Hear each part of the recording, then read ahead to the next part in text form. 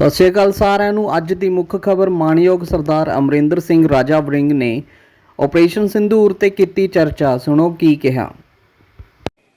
सबसे पहले तो मैं अपनी तरफ से उन भाइयों को श्रद्धांजलि अर्पित करना चाहता हूं जिन्होंने पहलगांव में अपनी जान दी, जिन्होंने इस देश के लिए अपने प्राण दिए। मैं उन लोगों को श्रद्धांजलि अर्पित करना चाहता हूं और आशा करता हूं और प्रार्थना करता हूं कि दोबारा ऐसा कभी ना हो, हमारे देश के अंदर किसी व्यक्ति को जान देनी पड़े।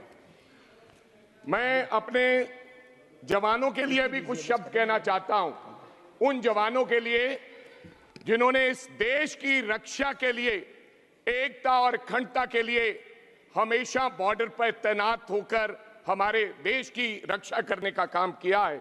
मैंने उनके लिए दो शब्द लिखे हैं। भारत मां की शान के लिए मिट जाते हैं हम, तिरंगे में लिपट तबूतों में बंद हो कंधों पर आते हैं हम। तिरंगे में लिपट तबूतों में बंद हो कंधों पर आते हैं हम। गांव शहर गलियों में फूलों की बारिश में नहाते हुए यूं ही हंसते हंसते भारत मां पर मिट जाते हैं हम। हमें अपनी सेना पर कोई शक नहीं है अध्यक्ष महोदय, हमें गर्व है कि हमारे पास इतनी अच्छी सेना और इतनी मजबूत सेना है जो दुश्मन का मुंह तोड़ जवाब दे सकती है। हमें आज मैं तमाम वक्ताओं को सुन रहा था सभापति जी, ऐसा लग रहा था कि पूरे का पूरा विपक्ष, कुछ जो सत्ता पर पक्ष है, वो इस नजरिए से देख रहा था और बात कर रहा था कि हमने कहीं ना कहीं ऑपरेशन सिंदूर का विरोध किया है। हमने जब देश की बात आई, जब हमें बुलाया गया, तो पूरा विपक्ष, चाहे कोई व्यक्ति हो, इस देश में इस धरती पर पैदा होने वाला हर व्यक्ति पूरे जोर से देश की सरकार के साथ खड़ा हुआ, आदरणीय देश के प्रधानमंत्री के साथ खड़ा हुआ और कहा कि इस वक्त ना कोई सवाल है ना कोई जवाब है, हम आपके साथ हैं। लेकिन हुआ क्या? ये पुलवामा, ये पहलगाम, ये होता क्यों है अध्यक्ष महोदय? इसकी वजह क्या है? इसका कारण क्या है? इसका गुनहगार कौन है? क्या ये इंटेलिजेंस फेलियर नहीं है?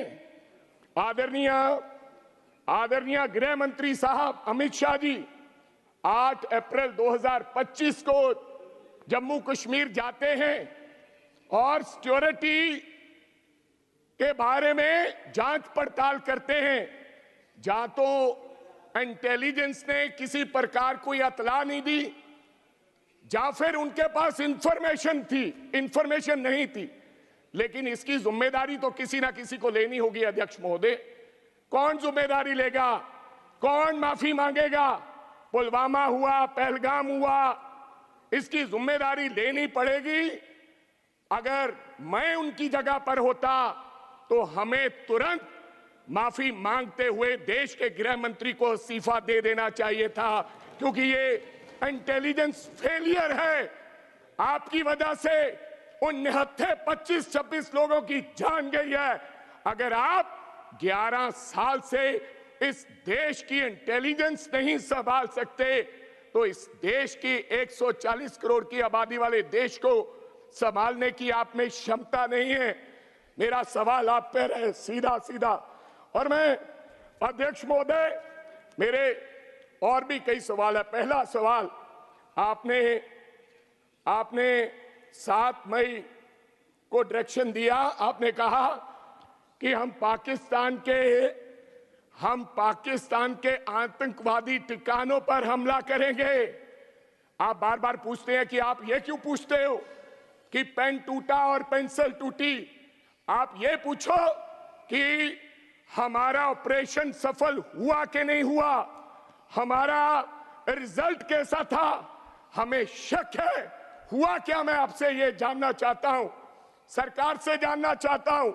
जब 7 मई को आपने पाकिस्तान को, आपके एक्सटर्नल अफेयर मिनिस्टर ने यह कह दिया कि हम आपके आतंकवादी ठिकानों पर हमला करने जा रहे हैं। एक तरफ तो आप कहते हैं कि पाकिस्तान टेररिस्ट की नर्सरी है, ये अभी आज कहा डिफेंस मिनिस्टर ने। इसके बावजूद जो देश पाकिस्तान दुश्मनों को पाल रहा है उनको आप अतला देते हैं। उन्होंने तो नहीं अतला दी कि हम पुलवामा करने वाले हैं, हम पहलगाम करने वाले हैं, उन्होंने तो नहीं बताया, लेकिन आपने उनको पहले बताया। तो आप क्या समझते हैं?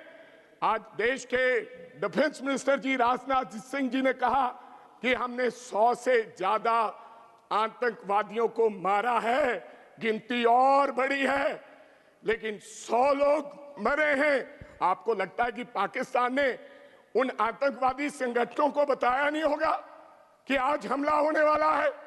आप चले जाइए, बताया होगा, बताया होगा, जरूर बताया होगा। तो आपने आगे क्या किया अध्यक्ष महोदय?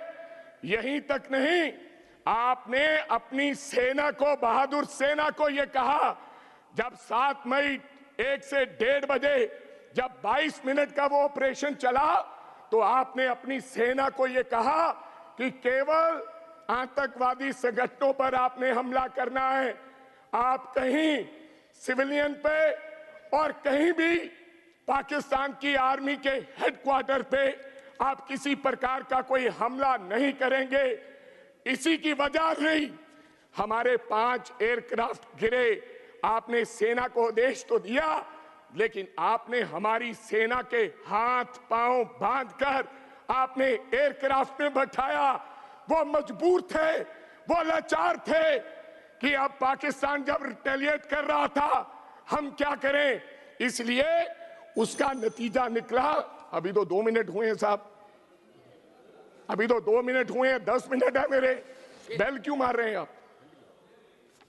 उसका नतीजा हुआ, मैं पंजाब से आता हूं और पंजाब में बिसियाना एयरफोर्स स्टेशन के पास आपका एक विमान, लड़ाकू विमान जिसका नाम रिफाल है, मैं उसकी फोटो लेकर आया हूं।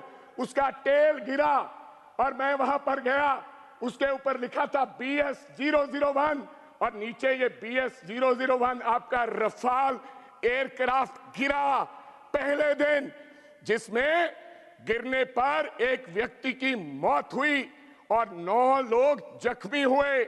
ये मीडिया में आया, SMO ने बताया। और आपके आदरणीय भारती जी, एयर मार्शल भारती, उन्होंने भी ये माना, लेकिन उन्होंने कहा ये अनआइडेंटिफाइड एयरक्राफ्ट है।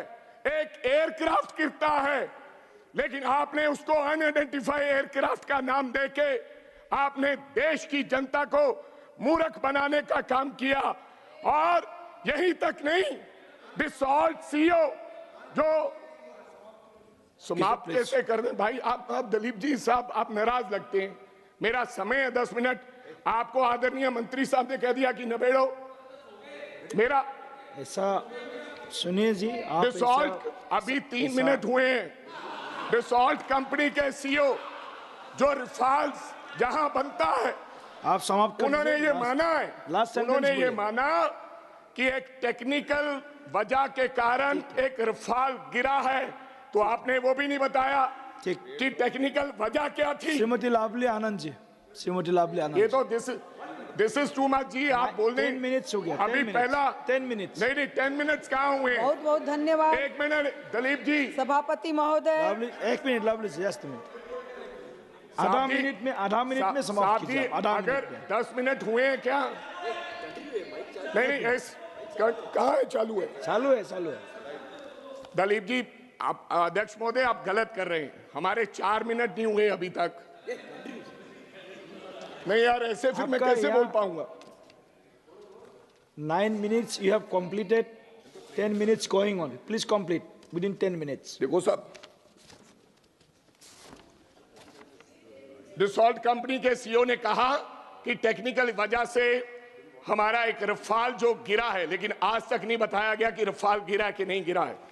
फिर आपके दोस्त ने, ट्रंप ने भी ये कह दिया कि हिंदुस्तान के 5 फाइटर जहाज गिरे हैं। ये आपको मानना होगा। आप स्ट्रैटेजी आप अपनी बनाते रहे, गुजरात मॉडल पेश करते रहे। आपने जिस प्रकार से इस देश के अंदर नोटबंदी लेकर आए, जिस प्रकार से आपने जीएसटी लागू किया, जिस प्रकार से 3 काले कानून लेकर आए, उसी प्रकार से आपने देश की सेना को आदेश दिया कि आप लोग किसी प्रकार का बहुत बहुत कहीं धन्यवाद और माननीय आप कोई- सदस्य लवली आनंद जी। बहुत बहुत धन्यवाद सभापति महोदय। मुझे इस विशेष चर्चा में बोलने का अवसर देने के लिए मैं